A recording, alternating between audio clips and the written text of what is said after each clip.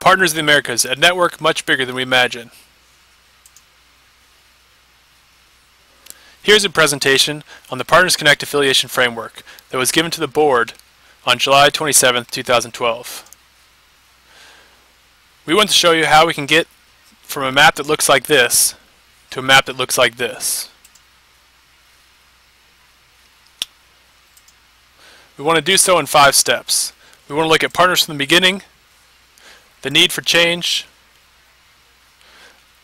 the desire to open up and connect better, the Partners Connect affiliation framework, and how this all results in a network much bigger than we imagine. Let's get started. Partners from the beginning. Here's a map of the Partners Core, our chapters. These chapters work together through bilateral partnerships. However, they also work with a much larger network of organizations and individuals, though this larger network is often left unformalized. In 1987, we received tremendous recognition for this network. It was regarded as an ever-widening network of volunteers. Today, we are not viewed as an ever-widening network, and so we say a change is required. The need for change. The problem is that outsiders can only see our chapter-based network. It looks something like this. Chapter partnerships working together with the international office. Now, this network is not as strong as it used to be. We've lost several chapters. Chapters report that they are not reaching their expectations, and government grants for chapters are diminishing. So this means that we're sometimes perceived as a weaker network, and so we miss out on grants, opportunities, chapter growth, and ultimately our mission, which is to connect, serve, and change lives. Now, a famous general once said, if you don't like change, you'll like irrelevancy even less. So the question is not if we change, but how. Now, our Partners Network has shown us that we need to and can open up and connect better. They've told us that Partners depends on connectivity. 1, it's our mission to connect people through lasting partnerships. 2, it's the environment we live in, which is increasingly interconnected and competitive. 3, it's our vision for an interconnected neighborhood where people reach potential through partnerships. And finally, it's the evidence from our chapters and programs, where the best ones are working through partnerships and alliances. Let's look at some of the invisible assets that our chapters and programs have. Here's the Illinois-Sao Paulo chapter partnership working on the film festival Mostra with Brazilian movie producers, on the Plano Director or master plan with the municipality of Santo André. Here's the Espiritu Santo West Virginia partnership, working with state institutions, universities, nonprofits. Here's an example of the Jamaica chapter, which implements Aganar with a variety of community-based organizations. And here's another look at Aganar, only it's not implemented through a chapter, but rather through the Fundación Comunitaria de la Frontera Norte. They work very well with a number of key donors such as the Bill Clinton Initiative and the Carlos Slim Foundation to create a huge impact in the city of Juarez. Here's a look at Georgia Pernambuco. They too are doing a great job in developing affiliates and partnerships. For example, they have a great program that's a Supreme Court Justice Exchange program that runs all throughout Brazil and Georgia. Now here's a look at an individual network of professional fellows joined through their affiliation with the CDC, the Center for Disease Control. These professionals want to stay involved with partners. They're looking for a role, and let's give them one by inviting them into our network. Here's a look at Makuti Agro Enterprises, a farmer-to-farmer coordinator that works with a number of agricultural producers, agricultural specialists, and micro-businesses, such as Haiti Coffee, which provides the coffee that we drink every morning here at Partners of the Americas. Here's a look at the network formed through an event, the Second World Summit on Youth Volunteering. We worked with a university, we got sponsorships from corporations, and we developed great government relationships with the Colombian government, especially through SENA, which is a network of educators throughout the country. And through this collaboration, we now have important agreement to work together in the long term. Let's get back to our chapter partnerships. Here's the Bolivia-Arkansas partnership. Works very closely with the University of Arkansas to provide opportunities for Bolivian students to study abroad in Arkansas with Arkansas state tuition. Now this and other relationships with the universities have been very important for us as we work closer and closer with the U.S. State Department and NAFSA on the 100,000 Strong in the Americas initiative, which aims to increase the amount of exchange and education going on between and across the Americas. It's a big opportunity for partners, and it's highly thanks to the relationships all of our network, especially our chapters, have built with universities. Here's the DC Brasilia chapter partnership. They work very closely with American University, which is the site of the first Partners Campus.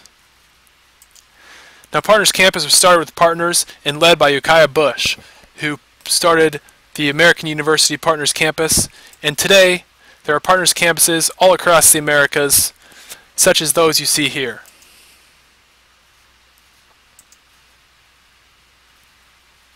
So there's a tour of some of our invisible assets, and our goal is that through Partners Connect, these assets will become visible and highly dynamic and work together in unexpected ways to create a better, bigger than we can imagine partners network.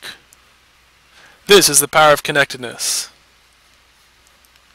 And our network has spoken up about how we have the potential to open up and connect better. This timeline shows that the Partners Connect initiative has been building for over 5 years, where we've seen in events and outreach opportunities the need and potential for a broader partners network.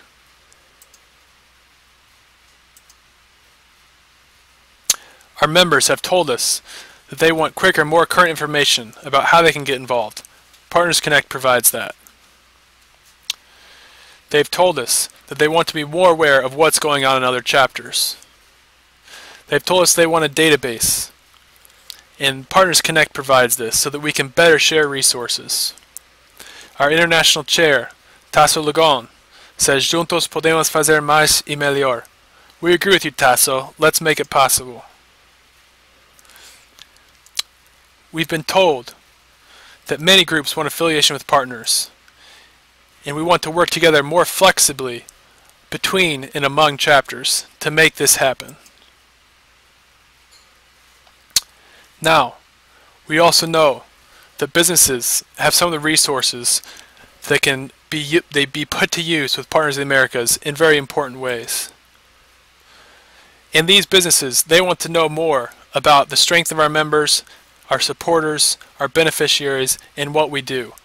Let's make all of our assets visible so that we can work with them in better, more effective ways. So there it is. Our network has spoken about the need to open up and connect better. Let's look at how we can do that. The Partners Connect affiliation framework is guided by our 3 strategic goals: financial sustainability, network strength and expansion, and better governance. And it looks something like this. Here we have our chapter core remaining as our core. We have our country affiliates that implement key programs in different countries, and we have our partners campuses that provide the student service center for our organization. And now we want to include organizational partners and individual partners into the broader partners network. Let's look at some examples. Here are some country affiliates including Fidel in Ecuador, ICA in Brazil, and others. They help us implement our programs. Here's American University Partners Campus. And here are examples of organizational partners such as Haiti Coffee, Coca-Cola, American Airlines. Here are some strategic partners, organizations such as the Department of State that provide key resources for us to implement our programs. And here's a look at some individual affiliated partners, including chapter members. Here's a look at an example of an advisory partner who had worked together in strategic ways to advance the Partners of the Americas mission.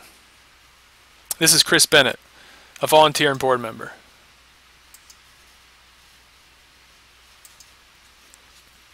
So, where do chapters fit into Partners Connect? The answer is everywhere. Chapters receive all the resources and benefits that historically belong to them, and even more. Because Partners Connect is a tool that chapters can use to better connect with organizations and individuals. And it enables this through Partners Connect through Partners Connect communications, through Partners Connect forums and events where people can convene and work together, and through the Partners Connect platform, which is currently being developed online at the Partners website.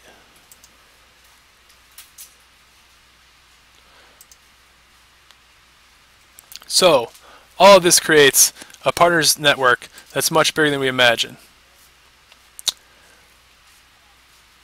We want to be not just our chapter core, but also the country affiliates, the partners campuses, the organizational and individual partners, all working together to make better life in the Americas. So, are we a network of 106? Or are we a network of 1,006 in the first year alone? The answer is that we are a network much bigger than we imagine, and it looks something like this.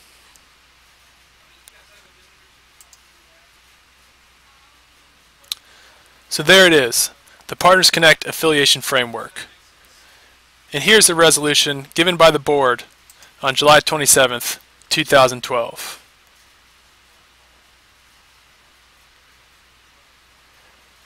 Thanks for your time. In Partnership, signing off.